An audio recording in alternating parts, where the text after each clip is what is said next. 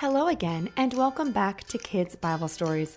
In this week's iTunes review, we want to give a very special thank you to 3 people: Aaron Warden, Beamer, and Corey R. Thank you so much for your review. It really means a lot to us. This week's story is called Naaman's Chicken Pox, and this comes from 2 Kings chapter 5, verses 1 through 19. Let's begin. Now, Naaman was the important leader of the army. He was a great man in the sight of his master. People oohed and awed over him, because through him the Lord had given victory to his army. He was a strong, courageous soldier, but he had one eensy-weensy thing that he was not happy with. He had what we will call the chicken pox. These red, bumpy lumps and sores that itched and itched.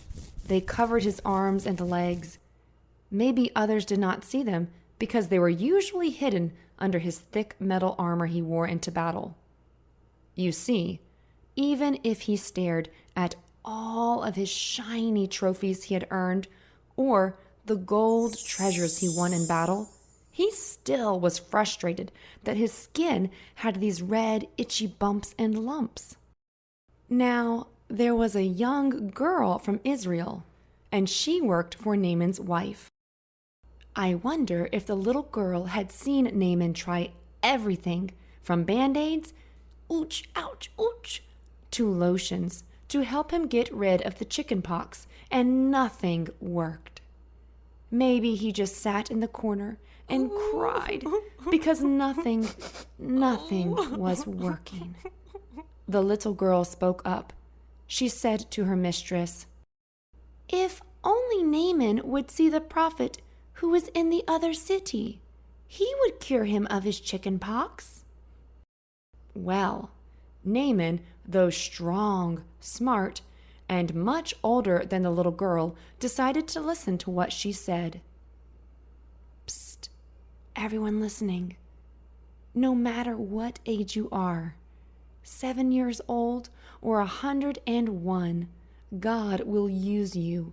He used this little girl in our story, so don't ever think just because you are a certain age that God can't use you.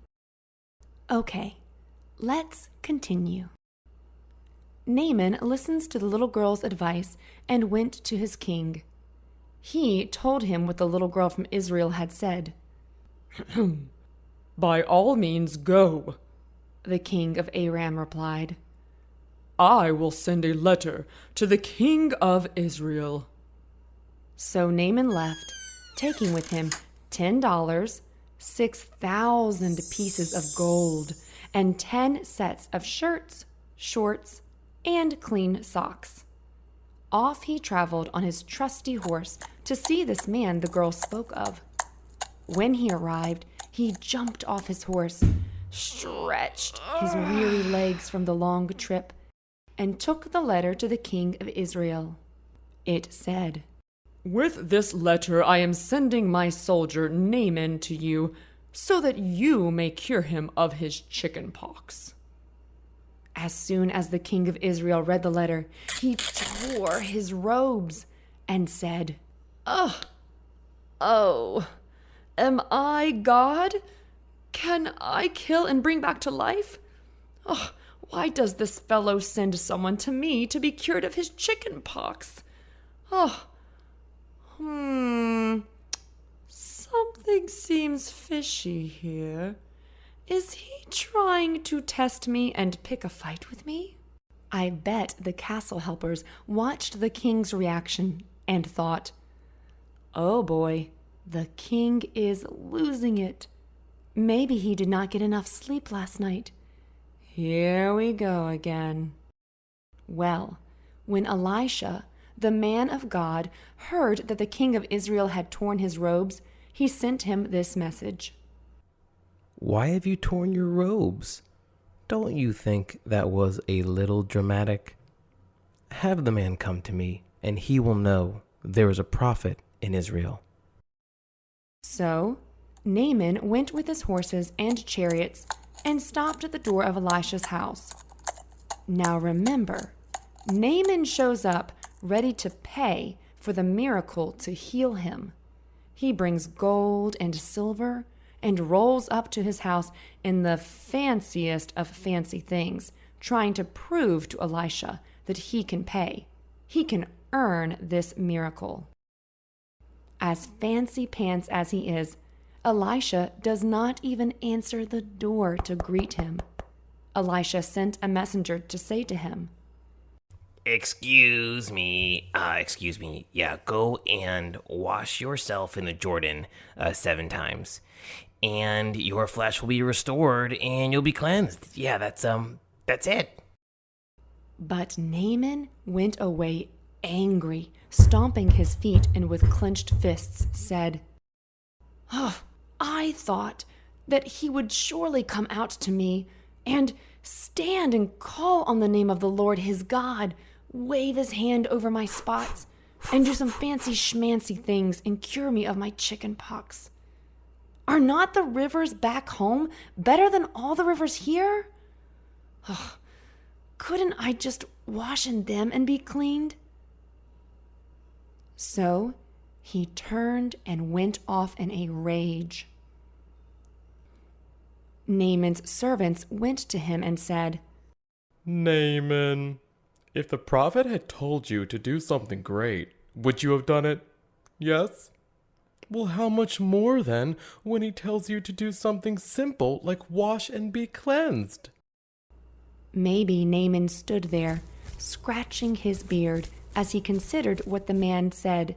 He thought, and then he put one foot in front of the other and walked down to the water. There he dipped himself in the Jordan River 7 times, as the man of God had told him. And guess what? His skin, it was back to normal. No more red dots or spots or bumps, and he became clean like that of a young boy. "Yippee!" he probably proclaimed as he splashed about joyously in the river. Then Naaman and all of his attendants went back to the man of God. He stood before him and said, "Now I know that there is no God in all the world except in Israel. Your God is the true God. So please, accept a gift from me."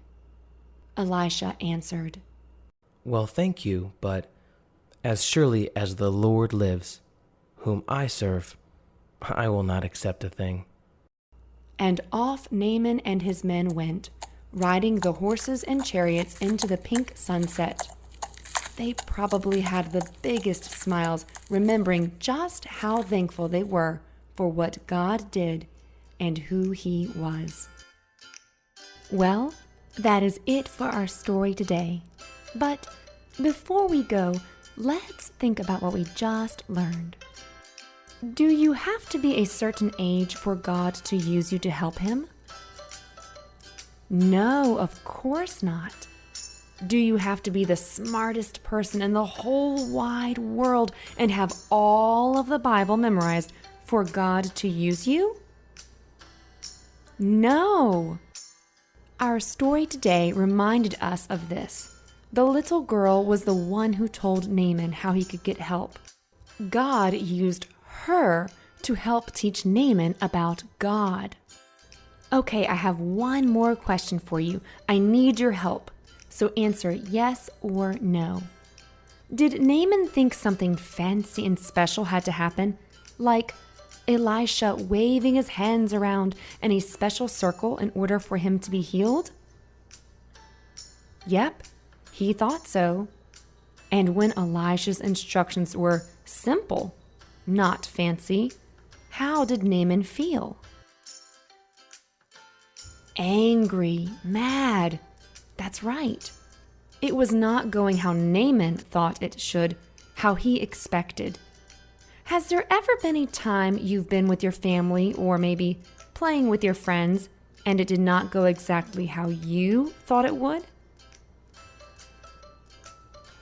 Maybe you thought you would have a really fancy, one-of-a-kind time, and when it does not go how you thought, does that make you mad or frustrated? Yeah, that happens to me too sometimes. Our story today helps us because this happened to Naaman. Even though it didn't go how he wanted it to, with fancy magic or songs, he was still healed. Voila! Chickenpox gone. And God was still with him.